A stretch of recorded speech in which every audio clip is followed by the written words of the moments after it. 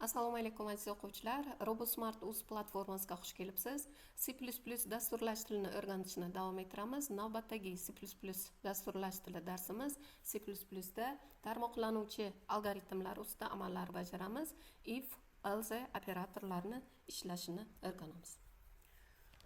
Umuman tanlov konstruksiyasi quyidagi tartibda amalga oshiriladi. Ya'ni if va else orqali amalga oshiriladi. Ifdan keyin shart beriladi va shartni rostlikka qarab tanlov amalga oshiriladi.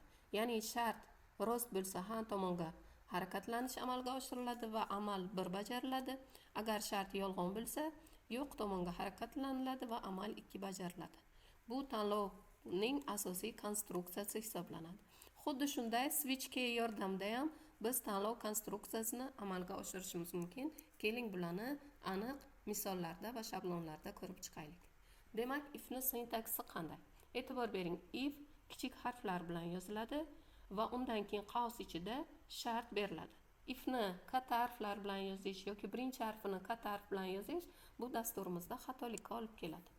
If'dan keyin qaus ichida siz shartni yozasiz, undan keyin blok ochiladi. Blok ichida siz amallar ketma-ketligini berishingiz mumkin. Demak, umumiy sintaksiz shu tartibda amalga oshiriladi. Mantiqiy ifoda to'g'ri yoki noto'g'ri bo'lgan shartni ifodalaydi.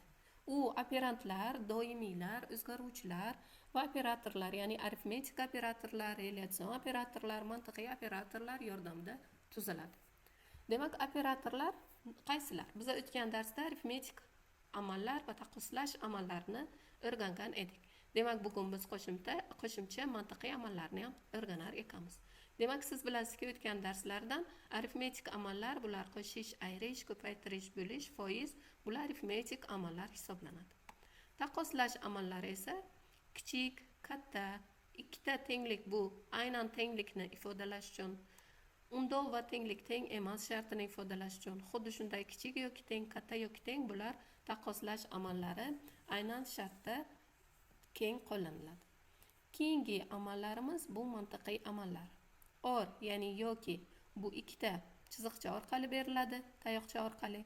Mana bu ampersand belgisi orqali va, ya'ni and, mantiqiy ko'paytirish amali beriladi va undov belgisi not, ya'ni emas ma'nosida ishlatiladi. Masalan, ifda quyidagi murakkab shartni beryapmiz. Agar x katta 0 dan va a b ga aynan teng bo'lsa degan shartimiz nima ma'noni bildiradi? Qachon bu shart rost bo'ladi? Siz bilasizki, mantiqiy ko'paytirish amali barcha kiruvchi signallarning chiqishida, barcha kiruvchi signallarning hammasi rost bo'lgandagina rost natija qaytaruvchi amal hisoblanadi. Ya'ni ifdagi ushbu shart qachon rost natija qaytaradi? Qachonki ikkala shart ham rost bo'lsa. Aqalli bittasi yolg'on bo'lsa ham bu yerda yolg'on natija qaytadi, ya'ni 0 natija qaytadi. Demak, mantiqiy ifodani natijasiga qarab biz operatorlarni yoki amallarni bajarishimiz mumkin bo'lar ekan. If else shart operatorining, demak, qisqa ko'rinishini ternar operator yordamida ifodalasak ham bo'ladi. Sintaksi quyidagicha.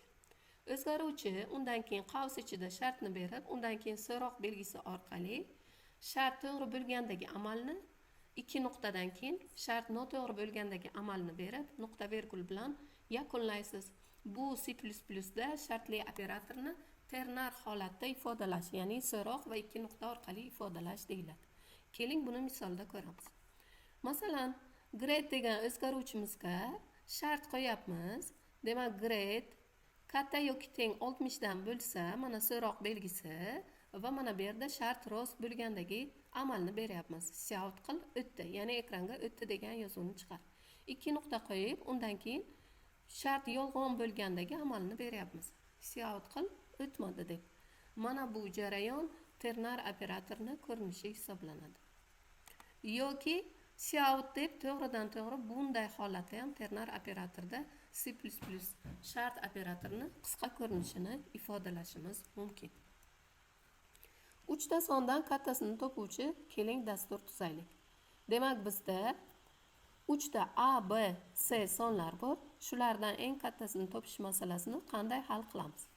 Demak, buning uchun kiritish chiqarish oqimini ulaymiz. Include eostream, int main A B C'dan tashqari men qo'shimcha o'zimga bitta max degan o'zgaruvchini ham e'lon qilyapman. Hammasini tipi int tipida.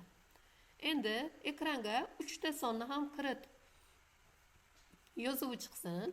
Undan keyin biz 3 ta sonni kiritaylik. Sin operatori o'tgan darslarda sin operatori kiritish operatori ekanligini siz yaxshi bilasiz.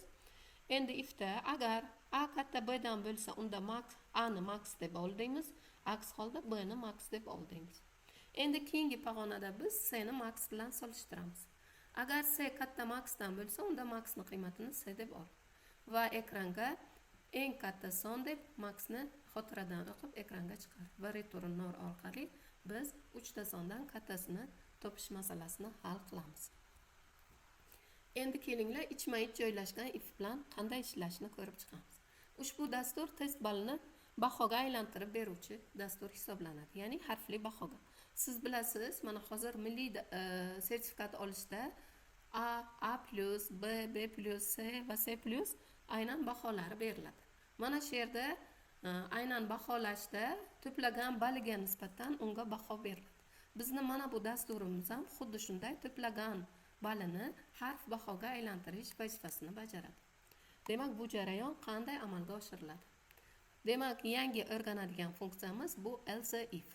Else if funksiyasi orqali siz ichma-ich jarayonlarni, ichma-ich tekshirish jarayonlarini berishingiz mumkin.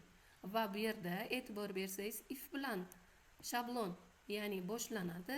Else if ichki jarayonlarni barchasini berish uchun va oxirida else bilan yakunlanadi. Boshladik. Demak, include eostream, int main, int score. Bu yerda using namespace std yozuv bo'lishi kerak, chunki biz cout va senlarni std siz yozyapmiz. Int score, ya'ni aynan to'plagan balini butun tipda kiritamiz va ekranda balingizni, test balingizni kiriting degan yozuv chiqqandan keyin biz sen qilamiz score. Agar to'plagan bal katta bo'lsa 100 dan, u holatda ekranda siz noto'g'ri bal kiritdingiz degan yozuv chiqsin. Endi else if bilan boshlaymiz. Endi bu bajarilgandan keyin ichida else if bajariladi. Agar to'plagan bal katta 90 dan yoki katta yoki teng 90 baldan bo'lsa, u holatda bahongiz A deb chiqarsin. Agar 80 ga teng yoki katta bo'lsa B deb chiqarsin. 70 ga teng yoki 70 dan katta bo'lsa C, 60 ga teng va 60 dan katta bo'lsa D va 0 va undan 0 ga teng va undan katta bo'lsa F deb chiqarsin va umuman boshqa holatlarda esa sizni test balingiz xatolik bilan xato kiritildi degan yozuv ekranga chiqsin. Bu yerda biz demak mana shu holatda ichma-ich joylashgan konstruktor yordamida dasturlarni amalga oshirishimiz mumkin. Demak, ichma-ich joylashgan iflar tushunarli bo'lgan bo'lsa, davom ettiramiz.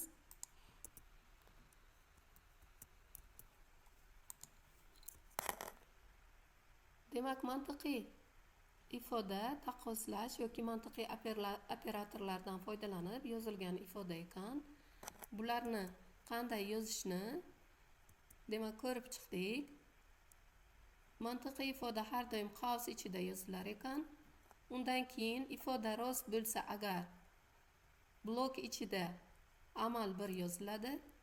Else dan keyin, ya'ni yolg'on bo'lgandagi amallar ketma-ketligi yozilar ekan. Va biz mantiqiy ifodada mantiqiy ko'paytirish, mantiqiy qo'shish, mantiqiy inkor amallarini ishlatishimiz mumkin. Mantiqiy ko'paytirish amali barcha berilgan munosabatlar, mantiqiy munosabatlar hammasi rost bo'lganda rost natija qaytaradigan mantiqiy amal hisoblanadi. Mantiqiy or amali aqalli bittasi rost bo'lsa rost natija qaytaradi. Mantiqiy inkor amali esa rostni yolg'onga, yolg'onni rostga aylantirib beruvchi amal hisoblanadi. Siz bunday murakkab mantiqiy ifodalarda xuddi shunday amallarni ishlatib shartlarni berishingiz mumkin. Mantiqiy ifoda yozuvida ba'zida talabalar oddiy tenglikni ikkitalik tenglik bilan almashtirib qo'yadi. Ya'ni oddiy tenglik bu o'zlashtirish amali hisoblanadi. Ikkitalik tenglik esa taqqoslash amallari bilan o'zaro farqlanadi.